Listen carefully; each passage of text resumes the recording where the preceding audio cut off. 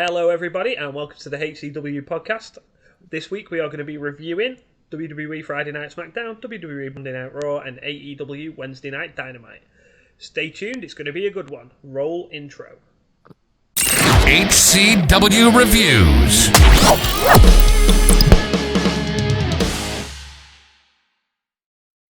Hello everybody and welcome to the show. I am your host Frozzy alongside Rate Rassel as always, and then the other guy who likes to be a part of things from time to time, DP. How are you doing, mate?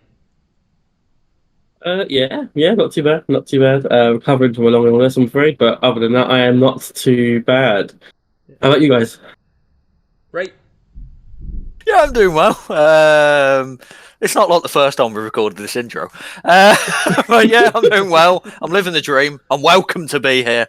How are you doing? Yeah, well, apart from having food poisoning because, yeah. But apart from that, yeah, no, I'm good.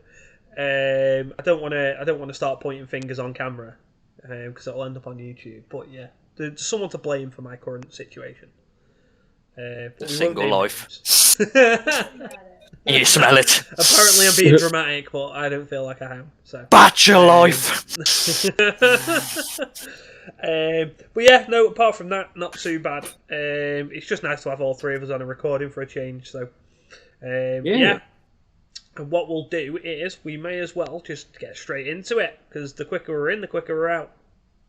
Less chance to it fuck up as well. Yeah, exactly, because I ain't re-recording this. So, yeah, if you want to kick us off, right, and then DP can jump in and I'll go sleep. Nice. Wonderful. What a time to be alive. So we're kicking off with Smackdown, and it's draft season, people. So this was kicked off with good old Trips coming down to the ring, to the entranceway, because they've got the podium there for the draft. So they were starting with SmackDown as the first pick on this show, and Raw was the first pick the next show. So every round was a SmackDown pick first, and they had two each, basically, each turn. So SmackDown surprisingly picked Roman Reigns. I think that's a good pick. I think that's a strong opening pick. He was never going anywhere else, was he? Yeah, and it came along with Solo and Paul Heyman within one pick. Yeah, what did you think about that one, DP? I think Roman Reigns has good potential. I think one for the future, one to watch. Surprised Paul Heyman came as part of that as well, though. I thought Paul Heyman was just a natural manager sort of guy. I didn't think he was part of the draft, but oh well. I just think it's everyone weird how they've done it. Yeah, with the bloodline, it's just strange. I think they just wanted a slight dissension of will they get put together or not, which it would have made no sense if they weren't all on the same place. But I spoiled that, but let's go.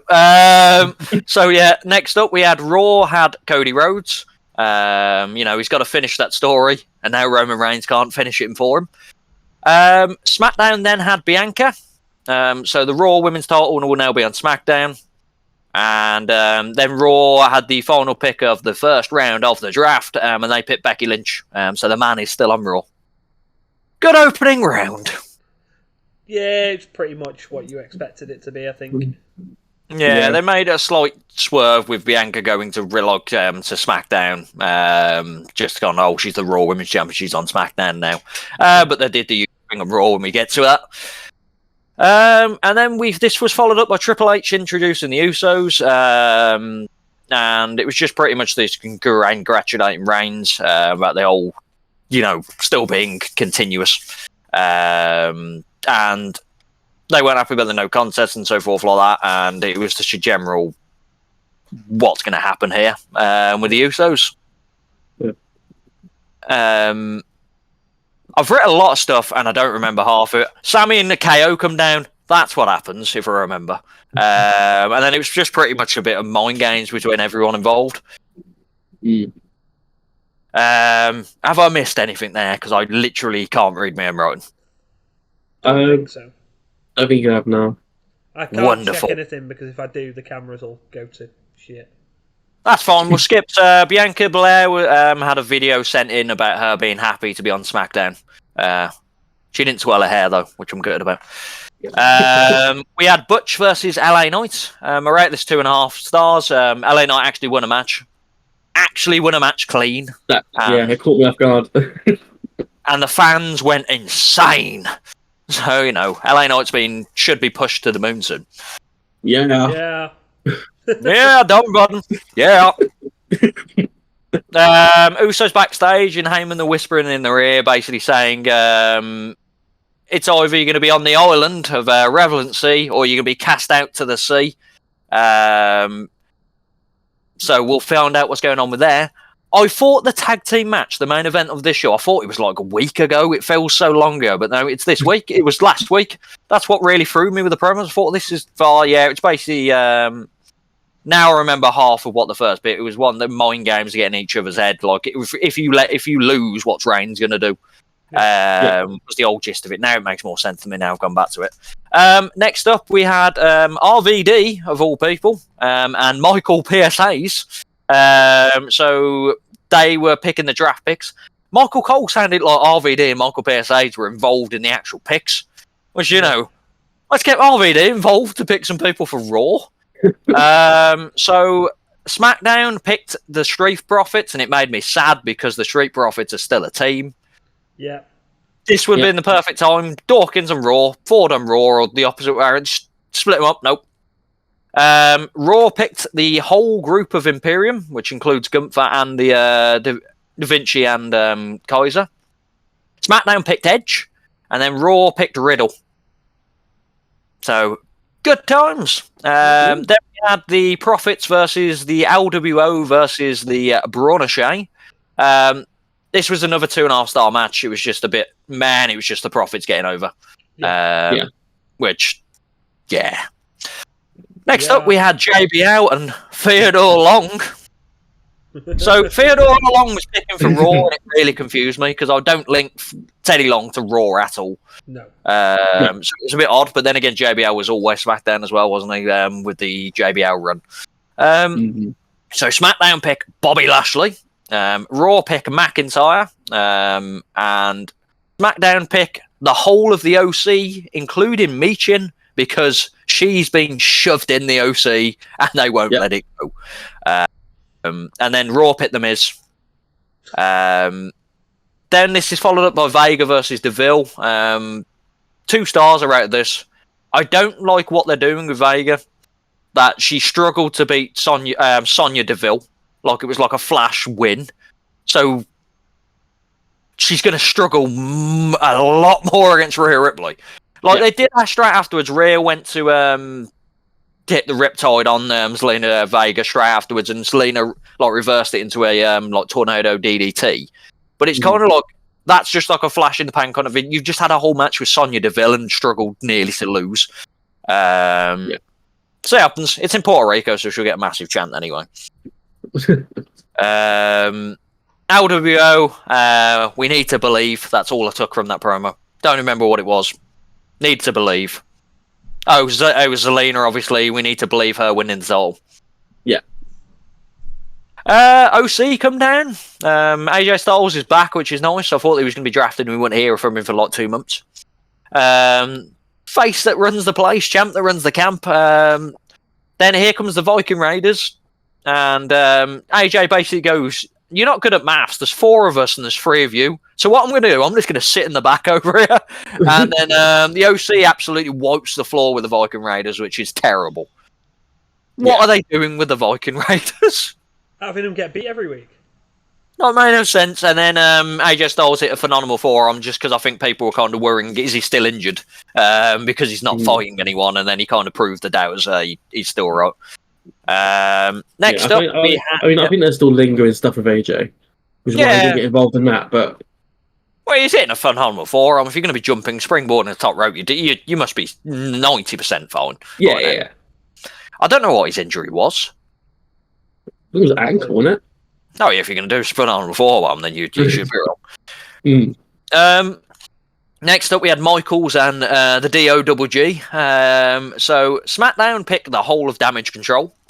Made me laugh because on Twitter previous to that, Bailey tweeted to Bianca the bye bye bye gif, and then she's on the same brand as her. So basically, did Bianca tweet back with the hello from Adele? I know that I know of. I think she might have just aired her, which is probably worse. Raw picked Nakamura. SmackDown picked a person. I don't even know what I've written there. I honestly can't even read what I've written there. Born? PC Born? I don't know what I've written. Is someone born? Born. Oh, that was it. It was that was it. It was Dawn, fucking Kaylee Ray and Dawn. Oh, all into one word. Yeah, Kaylee Ray and Dawn. And then Road Dogg says, "Well, you're going to be annoyed by this, Sean," and he kind of flips his thing in the air because they pick Indy Hartwell. Then there's a Nakamura cross promo, which I didn't care about, which is even worse when we get to the Raw thinking about it.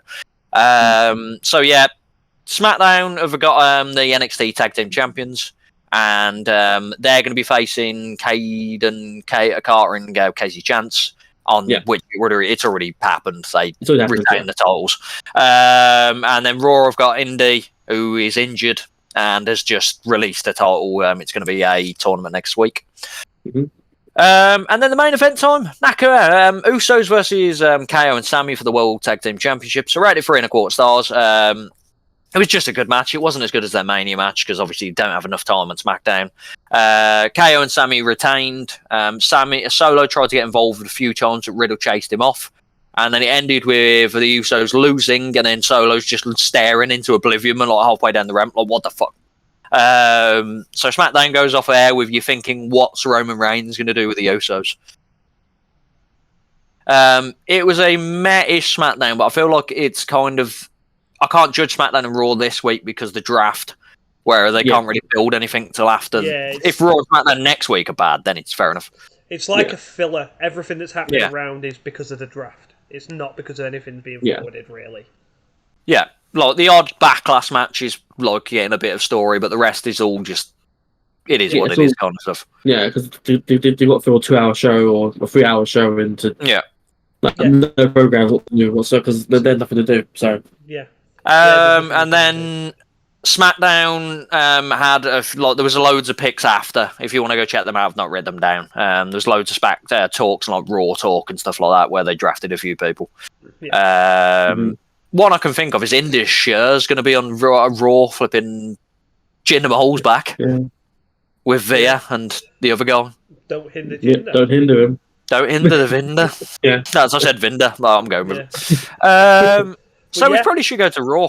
Yeah, I was going to say, do you want to take us into Raw and we'll finish off what we can with this draft? Yep.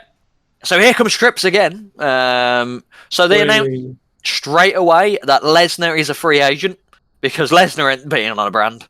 So he's just going to appear where he wants. So the number one draft pick for this round was Rhea Ripley. So the SmackDown Women's Champion is now in Raw. So we're going to have the good old trade belt off later on at some point. Can't wait.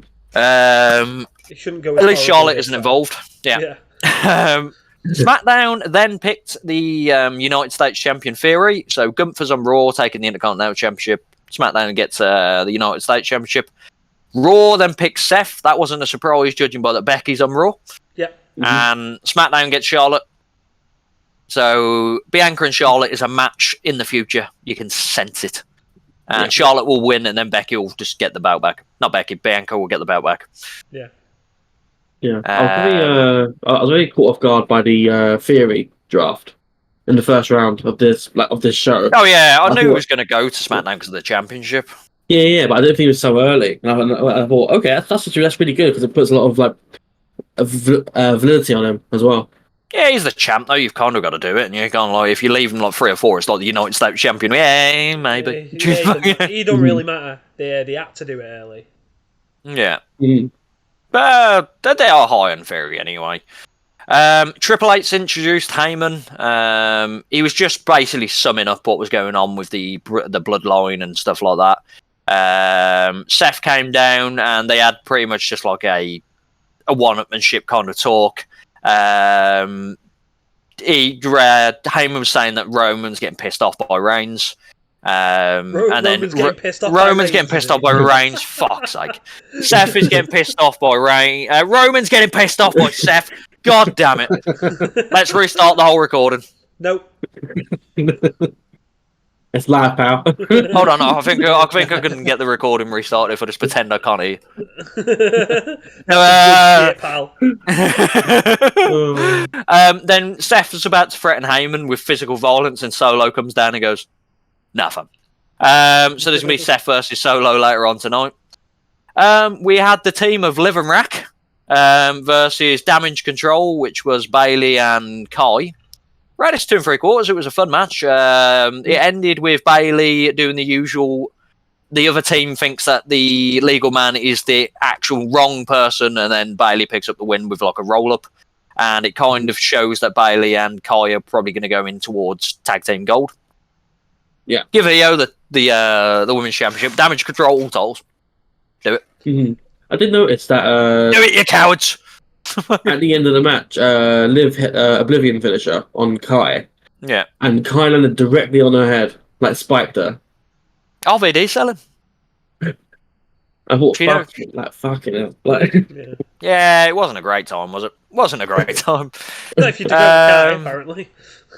Then following this, we had Adam Pearce backstage, and he spots Lesnar, and Adam Pearce goes, "Come on, it's the draft. Can we just have some peace, please?" And Lesnar's reply made me laugh. Good luck with that one. And it's carried on walking. Yeah. Lesnar's so good when he actually does character stuff. So the second round of the draft was, I nearly said sponsored by. The second round of the draft was Booker and Charmel, randomly. So Raw picks Zayn and Owens. SmackDown picks the Usos. Shock spoiler, the Bloodlines together still. Raw picks the Judgment Day. Shock spoiler, Rhea's still with the Judgment Day. And then SmackDown picks that whole of the LWO. Is that 4 or 5 people? Zelina, tag team, yeah, it's 5 people. And so it's technically ending the Usos and the Owens kind of thing, and then it's also technically ending the LWO versus Judgment Day, which is probably now gone. So it's best to kind of move them away from each other. Next up, we had Alpha Academy versus Braun and Shea. I rated it 1 3/4. They absolutely squashed Alpha Academy, and it was sad. Yeah. Mm-hmm. Just Chad Gable didn't even get a chance to look good in this. They just got absolutely oblivioned, let's say. Good. Damn it. What happened after this? So next up was Shawn and Pierce. We're going to be doing the draft picks, but that didn't happen because Lesnar decided, no, I'm coming down. He's threatening, and then Pierce just instantly goes, you know what? Let's get some security out here. So there was about 15 security, and then Lesnar went, you're going to need some more security. And I was like, yeah, in my head, it was like Cody Rhodes took out 25 of them. So Lesnar's probably just going to fucking pick 17 of them up, do it 5 in a row. And then there was more of them. Then you just had the typical like brawl, Cody Rhodes involved. Wonderful times. Cody Rhodes actually like full on jabbed him as well. So yeah. Backlash, look out for Brock Lesnar absolutely leveling Cody Rhodes. He's going to drop him in his head. Oh, it's going to happen. He's going to end the story. yeah. He's going to end Cody and racism all at the same time. And then Shawn Michaels is by himself, and he goes, Adam, I guess I'm doing this by myself. So Raw pick Liv Rack. I don't know how it's going to work with this, like the tag team champions things. Like, clearly they're not branded. They're going to be on both shows until the tag team gold. Yeah, can they? You know what that means? Women's Raw and Women's SmackDown tag champions. I need to do something like that because there's no depth. There isn't enough to do that. Oh no! They brought the women. They're bringing a lot of women's on the roster. You know. But none of them are tag teams. Caden trash the titles. Honestly, Caden Chance are. Ray and Dawn are. 2. So Thingy Tony Starks or whatever her name is. You've added 2. That are they just going to feud forever? Yes. And then you got Rousey and Baszler. Now you've got who else they've made up? Liv Rack, Rousey and Baszler, Damage Control. Who else? There's random on the same brand. Shotzi and Natalia. There's not enough to have it on 2 separate brands. No, there's not. The Karens, they're a tag team now. They've brought them all out there. Also, talking of random, I don't know where Natalia is because I can't remember if she got booked. Yeah, I think it was after draft. Natalia, she got brought to SmackDown or Raw, one and vice versa. And she said, it doesn't mean I won't be on the other show. And I was, what's the point of this draft? If you've just said that, you moron. No. No. Don't just ruin the draft within a second by going, yeah, I'm just going to be on both shows. Yeah. You have no right. You haven't got a championship. Bad, I tell you. Let's go in this Twitter feud we had previously again. There's also a class of people in the draft who are on the free agents list who can go on both brands. Omos is in Dynamite, I'm telling you. He's going to be champion. He's going to pin MJF. I don't even know where I am now. Yeah, Riddle. The Riddle Bros were backstage. KO's getting really annoyed that Riddle. He's just going like, because we're all on the same brand now. We can hang out more. And KO went, I thought this was over. We've got to be friends with him now. Oh, what's happening? And then this was followed by Riddle versus Jimmy. I read it 2 3/4. There was just loads of shenanigans. It probably would have been a better match, but there was this bit of shenanigans. Jay tried to get involved. They did the Eddie Guerrero spot outside the ring where Kevin feigned injury. Sammy threw a chair to Jay, and then Jay got eliminated out back. And then they did another spot where Jimmy hit his head off the flipping exposed turnbuckle because Kevin cheated. And then Riddle picked up the win. Cool. It's never going to end. The rivalry, even though we're on opposite brands, never going to end. Then again, obviously it's Backlash, so they need to build it. Up next is Bischoff. Just saying stuff for the point of saying stuff online recently, if you've noticed, Eric Bischoff just saying absolute mental stuff, mainly about AEW. I was going to say, I have seen some stuff that he said, and it's just like... Stuff like Punk versus Goldberg, All In or something like that was one of the main things, yeah. Just book it, you cowards. Yeah. Sting versus Goldberg, book it, you cowards. Oh, Sting God. versus Goldberg versus Undertaker versus Big Show versus Kane. Fuck it, you cowards. Bischoff and RVD, not in a match. RVD be back for the second round of this. So, One match. I want to see it. Raw picked Trish Stratus, and it really blew my mind because that makes her actually legitimately a competitor again. That she's actually in this draft. So Raw picked Trish. Smackdown picked Cross, so this Nakamura versus Cross feud is pointless. Look, I know it's building towards Backlash, but you've had 2 weeks. What's the point of this match? Like, if you're going to have matches afterwards, it makes sense. Raw picked the team of Rousey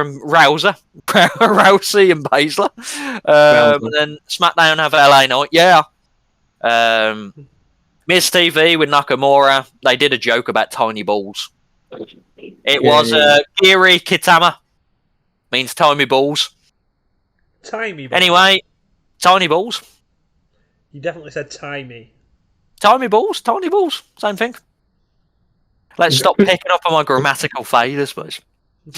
Omos versus Anthony Alanis. Squash match. Omos won. Molly Holly and the Road Dogg. Raw picked Braun O'Shea. SmackDown picked Shotzi. Raw picked Reed. That was hard to say nearly then. And then SmackDown get the Pretty Deadly. Go on, DP. Hey, yes, boy. Oh, God. I know you wanted to do that. I thought I'd just give you the time for it. I can't wait for him to get buried and be called Not At All Deadly. Because that is what's going to happen. They'll get put into some kind of faction. That'll happen. It'll be them and there's someone leading them. It's so weird because like they've been drafted, and if you don't watch NXT, you wouldn't know. But they literally got thrown into a river and presumed dead. Oh God, they're going to change. They're going to be a different gimmick, aren't they? They're going to be in the Judgment Day. No, that's going to JD. We need the gimmick. We need the Pretty Deadly gimmick on main TV. Pretty Judgment Day. God, who does it go to? Did you say? Sorry. It's going to be JD McDonough. That would work. I don't want to see it, but it's going to happen. I've said that there is going to be another member of the Judgment Day on Twitter recently, so I'm hoping, look, if you're going to pick someone, JD McDonough would be a good one. Yeah. Well, he was trained by Finn Balor, so, I mean... Yes. Yeah. And then get Becky Lynch involved. She was also trained by Finn Balor. Just get rid of Damian Priest, Dominic, and Rhea, and just call it Ireland. Yes. Where the fuck am I? Judgment Day. They were just saying, yeah, we're the first picks. Fair enough. the first round of draft picks. Then they go on to Bad Bunny, and Priest has a 15-minute promo in Spanish.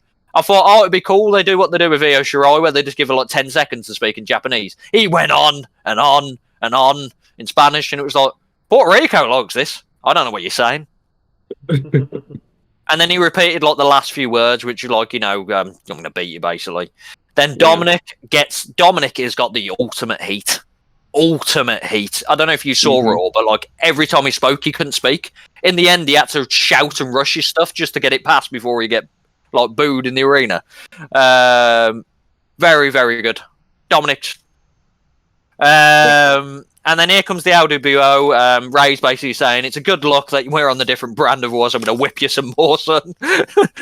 He's just gone full-on abusive dad now. Didn't give a crap. Childline will be on next week. Cody's going to finish the story. Bianca Control backstage. That's what I called this segment. Just Io Shirai speaking Japanese. I just literally what I said about the Spanish. I know, yeah, I was going to say they followed one lot of talking up that we couldn't understand with another. And then next, I've written JBL, but I can't... Oh, no, it's Theodore Long, isn't it? JBL and Long again, yeah. But this time, Long gets SmackDown. So Raw have picked Alpha Academy. So Maxine's going to be happy. SmackDown have picked the Boogs. Cool. Slim Raw. No comment. Raw have picked Chance and Carter. Boogs would be good if they just made him into a legit wrestler. Like, he's massive. If they made him into just a powerhouse that kills people. Like, just like absolute mauls. But no, he's stupid. Just give him something that's not, barbell. And also, the last pick of SmackDown, which made me laugh because I can't remember when we were discussing this, and then Frozzy said, this guy is definitely going to be released by the end in a couple of years. I'm still convinced. It's not been released yet. I don't know what it was on. I don't know if it was on Twitch or something like that. It might have been. Was it on? When did you say this? I've said it loads of times. I've said it in Discord chats and all sorts that he's... But SmackDown have picked Cameron Grimes to the moon. He's also ripped now. Ripped. Mm-hmm. Like full on jacked, stacked and ripped. Cameron Grimes is going to be Reigns. He's still getting released. Yeah, you can. I want you to have a time limit on this because everyone gets released eventually. I want a time limit on this statement. What are we now? May. End of the year. Gone. Oh, we'll look back at this. I won't even remember this unless Grimes Grimes gets released. That's the only time I'll remember it. This will keep getting brought up now whenever he wrestles. Because now he's on the main show, we'll actually be reviewing him if they use him, which they won't because he's getting released. What'll happen is he'll have a match versus career at the end of December 31st. No, it might look at January 1st. He'll do day one again and he'll lose and leave. And it'll be like, I'd be wrong by a day. And then we had the Xavier was basically just had a promo back. It was a video promo. Raw needs a bit of more positivity. Ali's been on the show though. New Day rocks. I thought we were getting Diamond Dallas Page back. I did. The power of positivity. No. I want his stalker gimmick back. That's what I want. I want him stalking people's wives. That's the only thing I want to see. And I don't even want it on TV. I want to find out DDP's legitimately stalking people's wives. No. There's a dark term for you. I believe this was the main event. Solo versus Rollins. Rated 3 stars. I believe it ended in absolute chaos because the Usos came down because Solo was about to lose. And then just everyone came down. It was just mass hysteria of a brawl. And it ended within like 10 seconds of the brawl happening. They just went, we got to go. Bye. Yeah, it was just a DQ ending, wasn't it? Rollins won by DQ. Yeah, it just makes both guys strongish. Solo still hasn't lost, but he was clearly going to lose that. And then Rollins didn't lose. I thought Solo has lost now.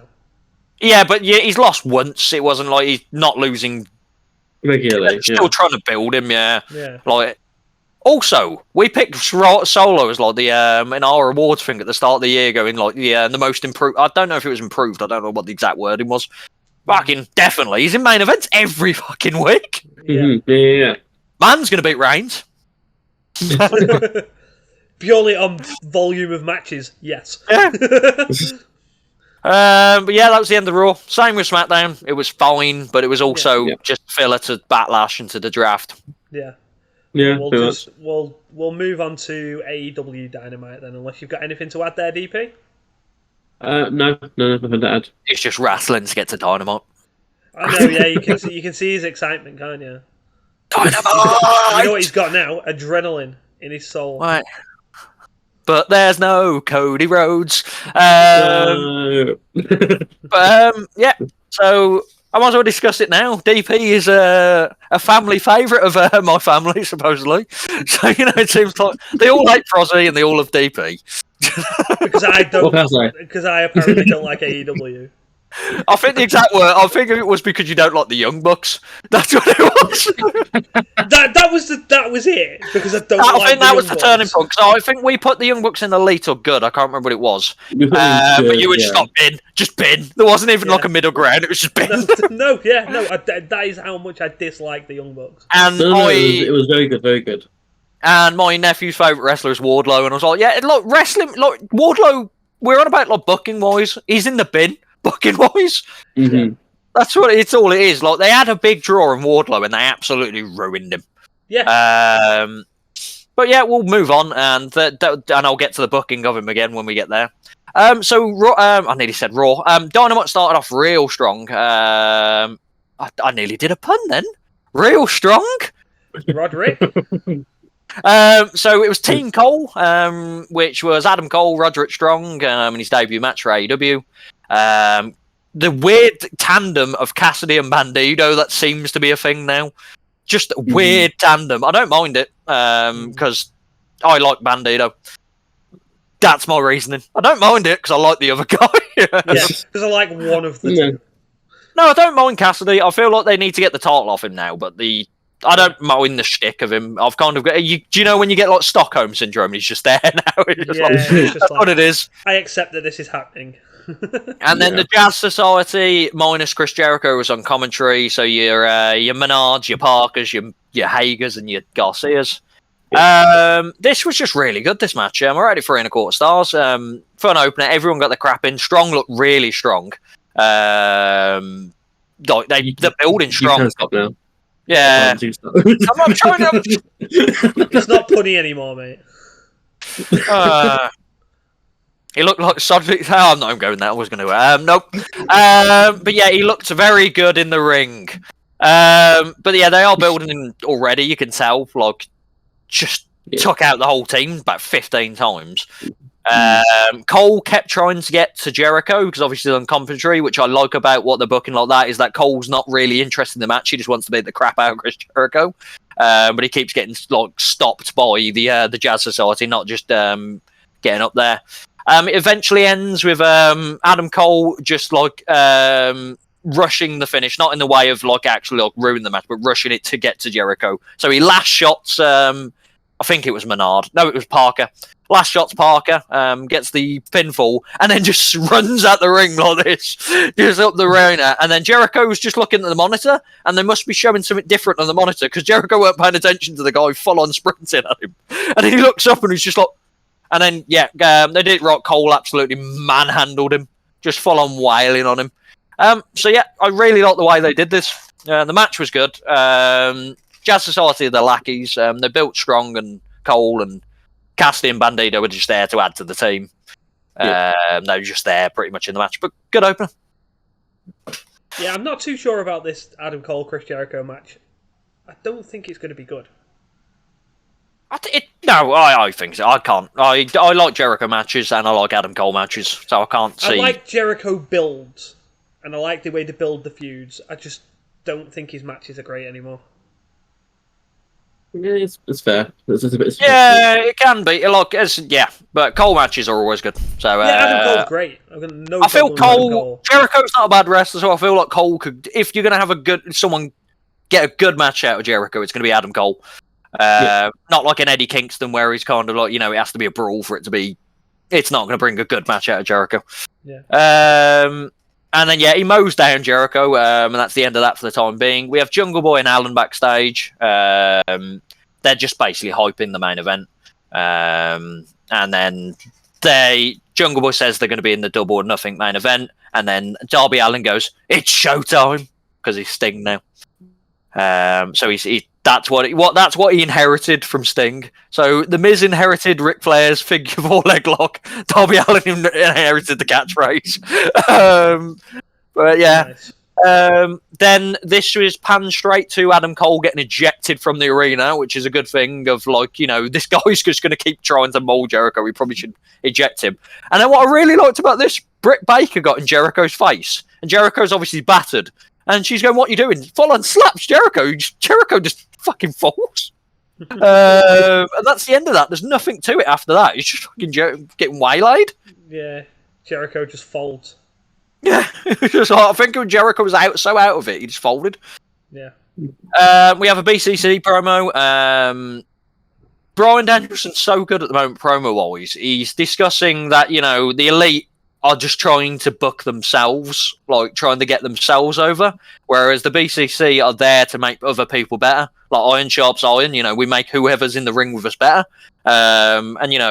His exact words were something like, everyone here is getting better. This knobhead, Wheeler Yuta, I want him to be better than me. And it's that kind of good promo. And then they skip to Moxley, who's basically, they just start selling the cage match next week between him and Omega. Moxley is a different breed. Suddenly again, he's learnt some new tricks and he's going to take him out Omega. It'll be a good match. Mox versus Omega will always be a good match. Cage match, I don't know, though, I feel like that's a deficit to a match with Mox and Omega. Because it's very much samey. As long as it's not explosive barbed wire death match, we'll be fine. I mean, if you consider his last cage match, Moxley, which is, I think, Jericho in that weird asylum match with WWE. Fuck, really? I can't even remember that match. That's how bad. That's how bad that match. I can't remember that existing. Yeah. And then I make people, So best of the best in the world make it better, and then they're doing the cage match kind of preview. We have Saraya versus Willow. I rated 2.5 stars. It was just pretty much a straightforward Saraya picking up the win with the heel shenanigans continuously. Yeah. Then I was thinking, when the match ended, it was like, are they going to do the typical bullshit? Oh, here comes another person. They're going to be beating Willow Nightingale. Just the usual. Here comes another person. Run off the Outcasts kind of thing. Like they've been doing every week, recycling it. But they did something really cool this week. I don't know if you haven't seen Dynamite, have you, Froz? No. They did something really cool, and I really actually enjoyed this. So Hikaru Shida came out after they were beating the Outcasts were beating on Willow Nightingale, and then Hikaru Shida joined the Outcasts. Like she came down with the bat, and then it was just like, and then she joined them. And then she's about to help the Outcast spray the L sign on Willow. And then Hayter and Baker appear behind. And then Shida kind of double crosses them and beats them. But I just like the swerve bit of it. That it was kind of I was really surprised. I was so waiting for just the usual. They're beating someone down, someone runs down to help kind of thing. But at least they added a bit to it. As long as next week they revert back to the same formula, which I feel like they're going to do. This is just a break in it. But yeah, they just need to do something now, because this is just going to lead to another 6 ways, and it's 3-on-3 tag match. They have so long between the pay-per-views. They recycle everything so much. Yeah, that's the trouble. The problem. Yeah. Except when it's going to be all in and all out, they're not going to have enough time. Well, no, because all in's going to be nothing story-wise, is it? It's just Supercard that's going to be streamed online. That's all it's going to be. As long as I get to see CM Punk, that's all that matters. When I get my binocular. That's even when I get my binoculars out. I'm in the sky, mate. Ticketmaster absolutely fucked on me. Yeah, same. No. It was stupid. I'm glad I didn't have to try. Yeah, what happened was, me and my brother, we both logged on. At 11, I was probably about 1,300 queue. By 5 past, I was first in the queue.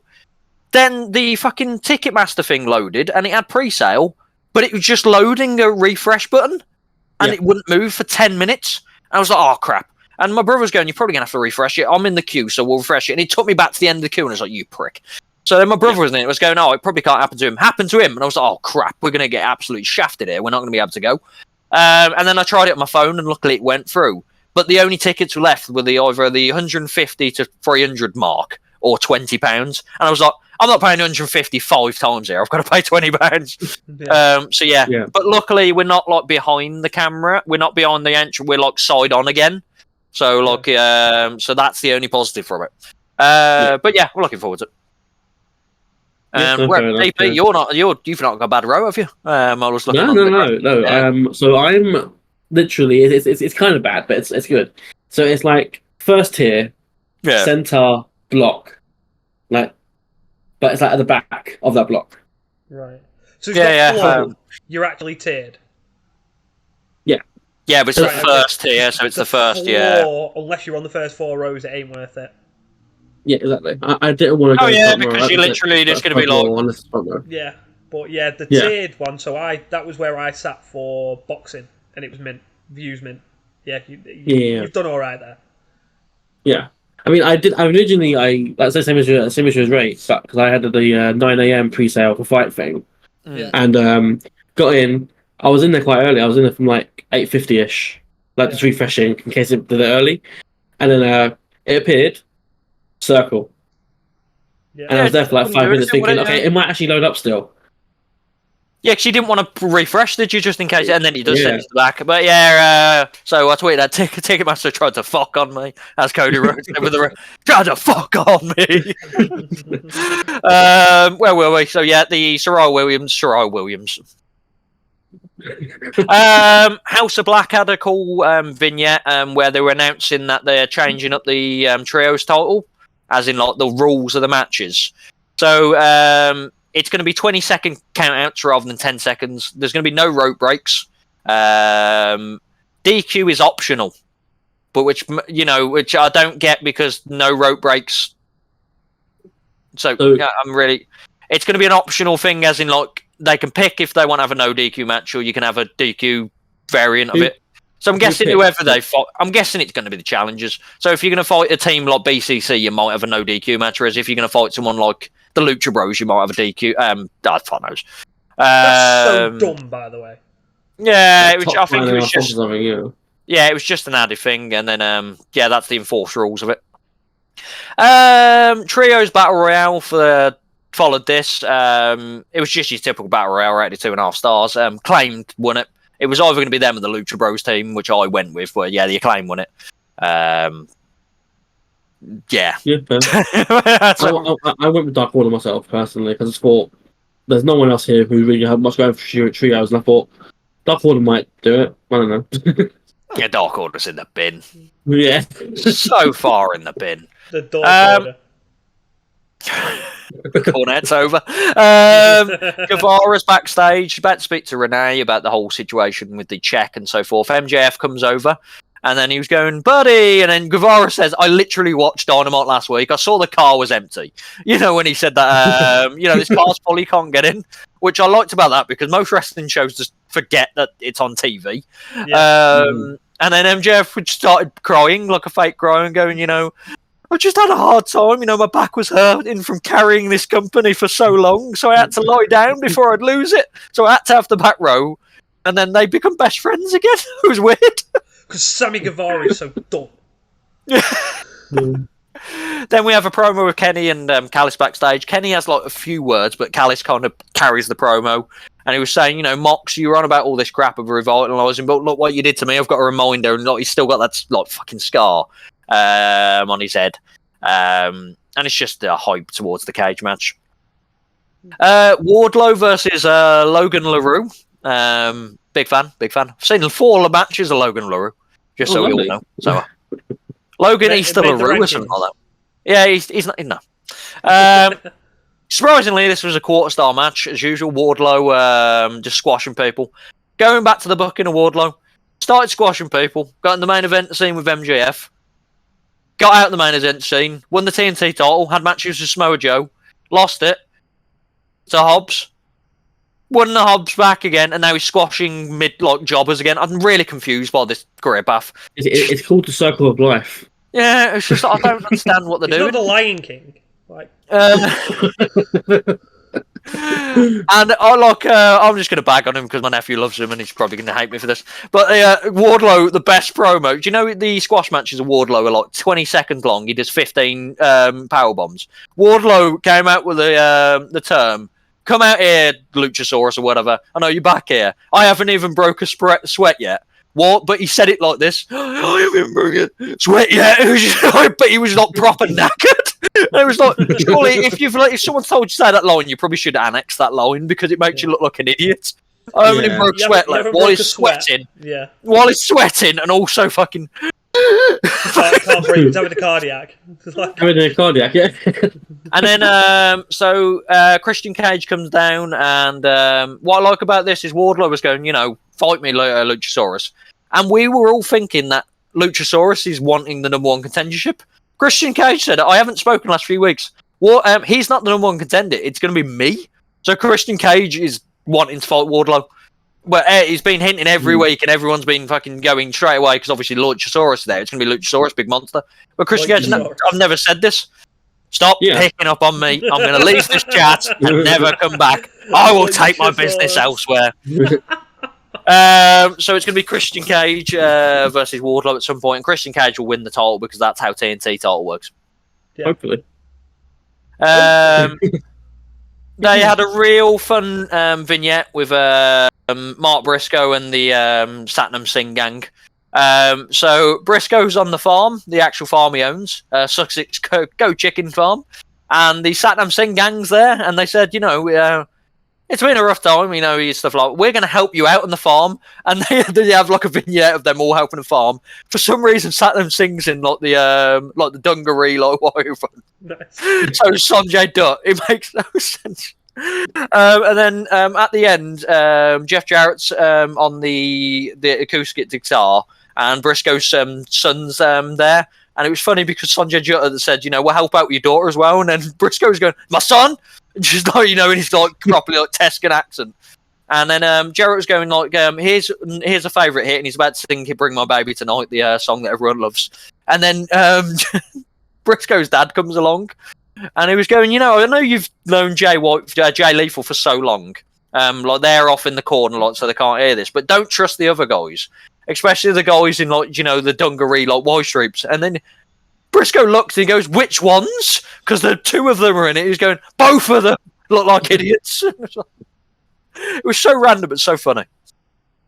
And then the Briscoe go back to him, and then the whole point of this is that Jarrett and Lethal want some advice because they're going to face FTR for the titles, because obviously they've both beat the other guys in singles matches, so it makes sense and they have a tag team championship match. Robinson versus Starks was up next. I rated this 3 stars. I was really surprised that I actually enjoyed this match because I just don't like Starks. It's just a bit meh, but Robinson kind of brought it out in him. Starks won with the Rochambeau. White tried to attack him, and then Starks just overpowered White. So it's making White look slightly weak, which is a bit odd. But they're going to have a match with Starks versus White, which I don't care about. Don't care about it at all. Oh yeah, I mean, that's the thing though with Juice, isn't it? Like he's always sort of like underrated, but he's really good in the ring. He's really solid. Yeah, he's good in the ring. He's never had a good character. Mm-hmm. Like CJ Parker, and then to the Juice, he's never been a good character. MJF, you have a little bit with Darby and Jungle Boy hype themselves up. Darby Allin walks out the locker room, and MJF walks in the other way, just behind Jungle Boy's back. And then he just started squirming up to him. He was going, I've always told you, if you bent the rules and stuff like that, you'd do well. You're like a brother to me. And I'm like, come on, MJF. You're like a brother to me. And then Jungle Boy basically goes, yeah, I'm not helping you. But then Darby Allin walks in, and he's like, what's going on here? And then Jungle Boy does the typical stupid thing of not just coming clean going, he's trying to get me on his side. He just goes, yeah, nothing. Don't worry about it. Let's win this match. And then Darby Allin goes, no, I'll win this match, because obviously he's annoyed by just what's happened, which would have been solved if Jungle Boy just went, MJF's trying to do what he's doing to Guevara. And then it led to the match, the Four Pillars tag team match.